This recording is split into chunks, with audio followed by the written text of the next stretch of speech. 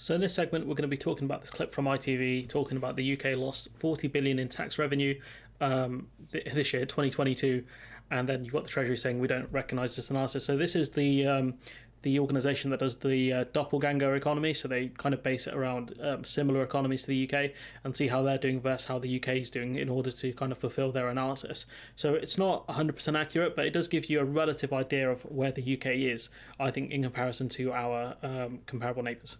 The Centre for Economic Reform claims the government has lost out on £40 billion in taxes because of the damage done to the country's output by leaving the European Union. The Centre for European Reform has modelled the economic performance of a UK that remained in the EU, using data from countries whose performance was similar to ours before Brexit. It then compared this with the real performance of the UK economy since the referendum 6 years ago. The analysis concludes that between April and June this year, our economy was 5.5% smaller than it would have been had we stayed in the EU. And in the year... And that's, a significant drop-off. And, we've spoken previously about how the trade deals wouldn't add anywhere near as much as we've lost to our trade with the EU. To June, lower growth cost the government around £40 billion in lost tax revenue. And that's just tax revenue. It's not, going towards the other things that really fuel the economy. It depends where you look, because I've seen, this one, worse feared Brexit to blame for £33 billion loss to the UK economy. So it depends on, you have different models, different kind of analysis. But, the fact is it's costing us tens of billions of pounds and will continue to do so. In a statement, a Treasury spokesman said, "We do not recognise this analysis. We are taking full advantage of the opportunities of Brexit." And taking full of opportunities advantage where? I just genuinely don't get it.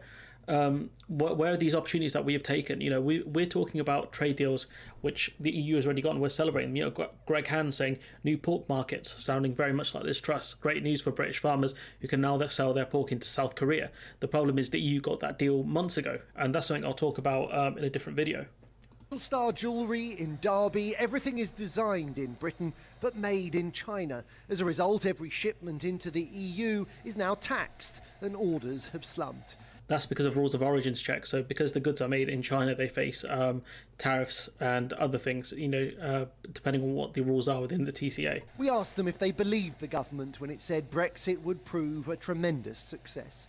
I haven't heard a single positive Brexit story at all. It's delusional, and it's just their rhetoric, because if they had to turn around and tell the truth about what is actually happening, it'd be admitting that they're wrong.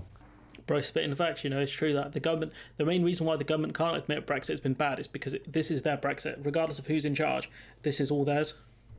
2022 was supposed to be a year of recovery. Instead, we find ourselves in December staring into another recession. The war in Ukraine has brought us here, not Brexit, but in the background, the evidence shows... Hold up, bro. We were facing problems before the war in Ukraine. Why is this man parroting government lines here? What's this about? Let's go back quickly. Ukraine has brought us here, not Brexit, but in the background, the evidence shows Brexit has caused persistent economic damage. You talk about the damage of the war in Ukraine. Let's go back quickly.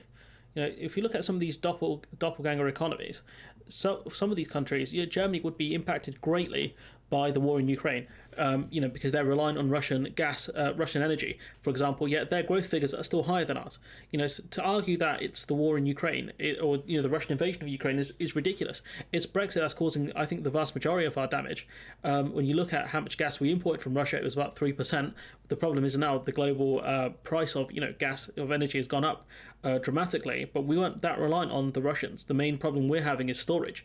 We don't have a lot of storage for gas, and that means we're always going to be reliant on re-importing it from the EU at much, much higher prices. So, to argue it's the war in Ukraine, the Ukrainian war has impacted energy a lot. It's also impacted things like sunflower, amongst other things, sunflower oil. But, to argue it's just exacerbated it. Brexit is one of the major causes of inflation alongside Russia's invasion of Ukraine. It's not a minor thing. It's not a background player. It's one of the major villains in the arc. Genuinely, I'm baffled, how ITV can just, do so well for a minute and 30 seconds, and you got this joker just swinging and missing at the end. I just genuinely don't get it. You know, when you look at this business specifically, it's not the war in Ukraine that's impacted them. It's the TCA, it's the Trade and Cooperation Agreement and the rules of origins checks within it.